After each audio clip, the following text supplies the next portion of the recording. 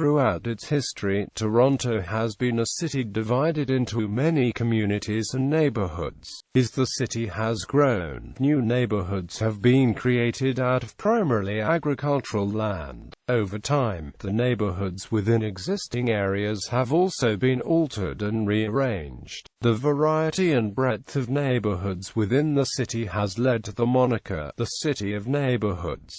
New Town and Old Town. Before incorporation as a city in 1834, Toronto was known as York. For about 2 decades from its inception in 1793, most residents settled in an area bounded by present-day Jarvis and Parliament Streets, south of Queen Street, east and north of Front Street, which at the time was at the waterfront. By 1815, this area was known as Old Town, as a new neighbourhood formed to its west, extending from present-day Jarvis Street to Peter Street, south of Queen Street west and north of Front Street. This became known as New Town. Sparsely populated in 1815, New Town grew rapidly during the 1820s and 1830s, and a rivalry formed between the two neighbourhoods, especially for the location of the Parliament buildings.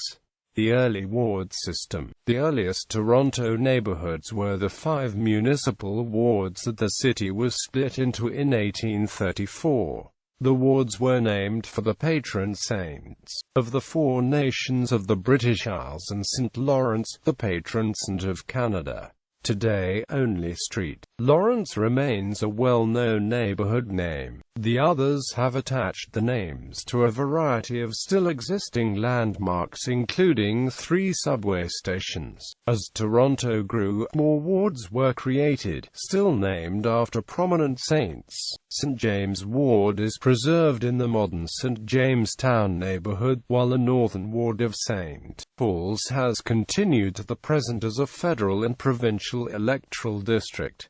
Rural villages. Early 19th century Toronto was a town of a few thousand people. Most of the rest of the region that today makes up the city was rural farmland dotted with small villages. Some towns such as Norway, Ontario have disappeared, leaving only a few traces, but many others, such as Malvern and Wexford, have become well-known neighbourhoods in the Toronto suburbs. On the main routes leaving the city, small inns and taverns were established, often around the toll booths that were placed on the early highways, and these often developed into small towns. There were 3 main routes out of the city: Kingston Road leading to the east, Yonge Street going north, and Dundas Street heading west. Western Road was another early route that saw some communities develop. A second type of town that developed in the hinterland surrounding early Toronto were small towns to support the farms that covered most of the region.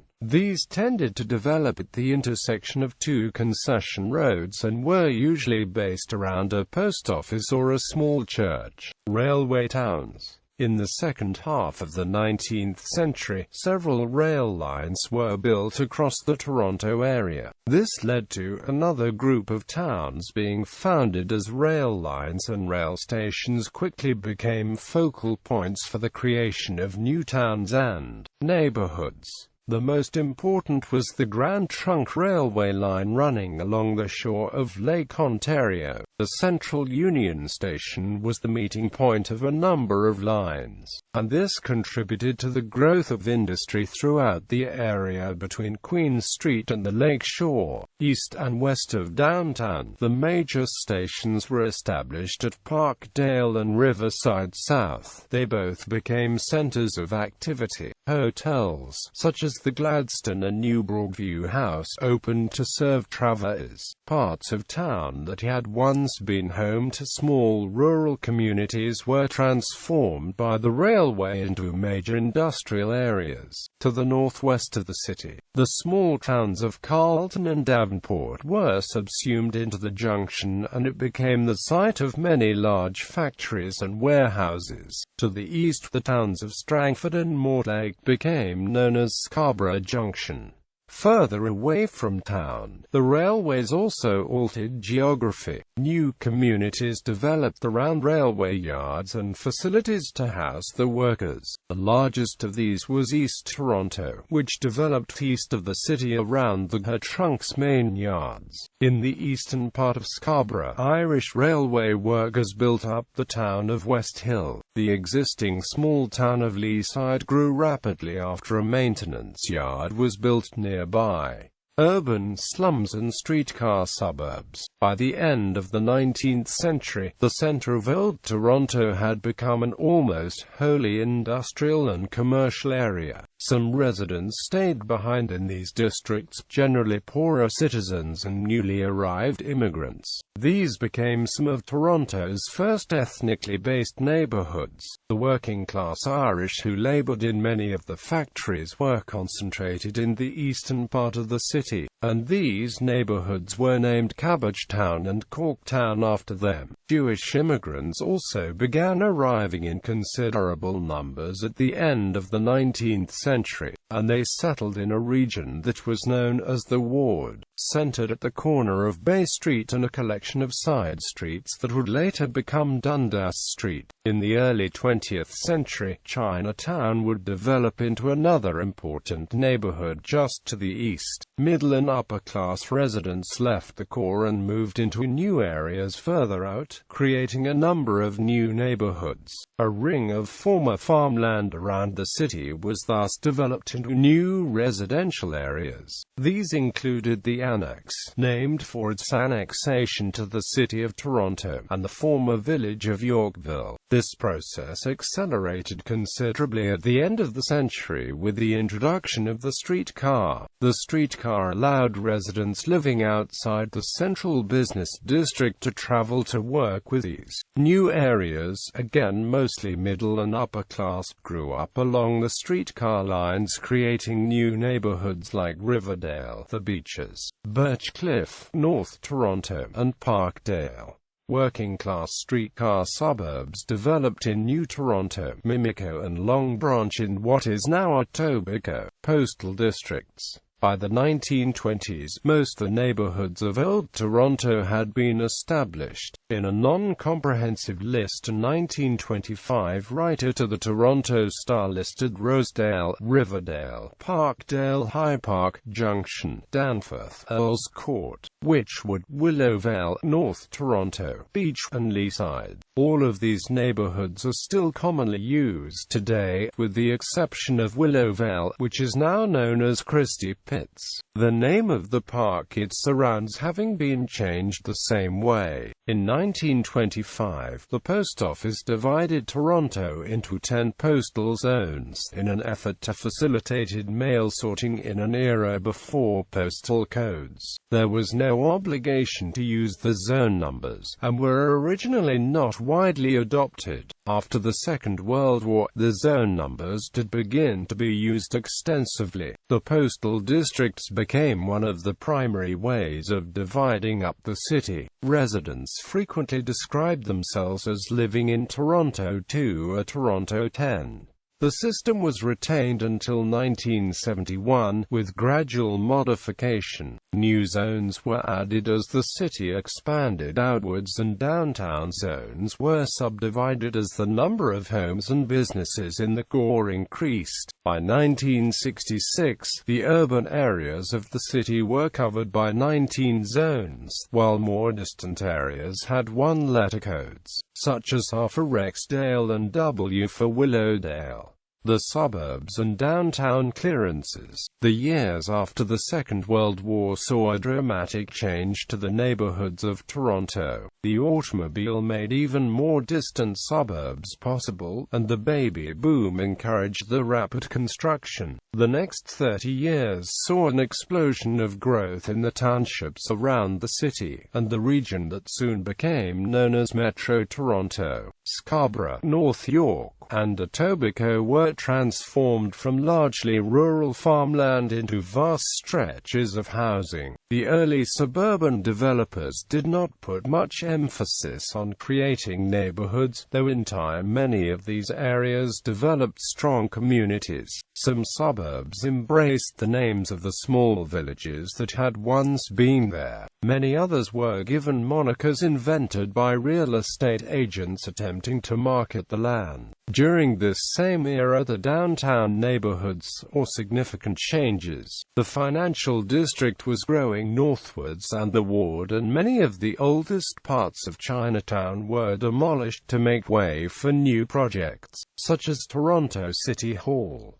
The Yorkville neighborhood was also transformed from one of homes to one of hotels and stores. The government also demolished many other areas labeled as slums, replacing them with modern housing projects that were hypothesized to lead to much better lives for the inhabitants. Thus, large parts of Cabbagetown and Corktown were leveled to build Regent Park and Moss Park, while Street Jamestown was transformed into a series of massive high-rises similar to Le Corbusier's towers in the Park Plan. In the suburbs, municipal governments also created new high-rise neighborhoods such as Flemington Park and Crescent Town. Such projects came to a halt by the end of the 1970s, when it was realized that such housing projects often became poverty-stricken and crime-ridden, while many of the untouched parts of Cabbagetown were quickly becoming some of the most desirable in the city. Under Mayor David Crombie, new attempts at social housing were launched, such as the St. Lawrence neighborhood. These have managed to obtain similar densities without the social problems of earlier projects.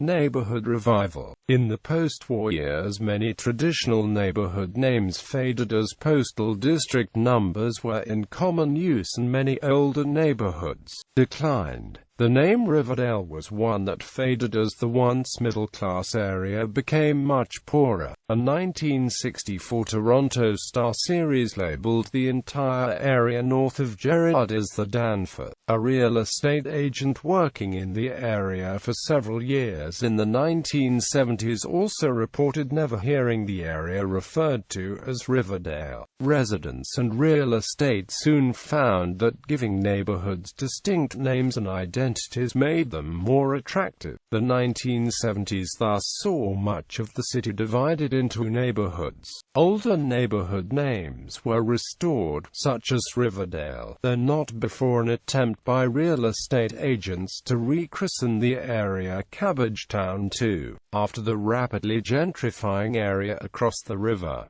Other areas that had never before had clear names were given them. Some, like Leslieville, were taken from historic villages that once existed in the area. Others were based upon neighboring districts such as the Upper Beaches.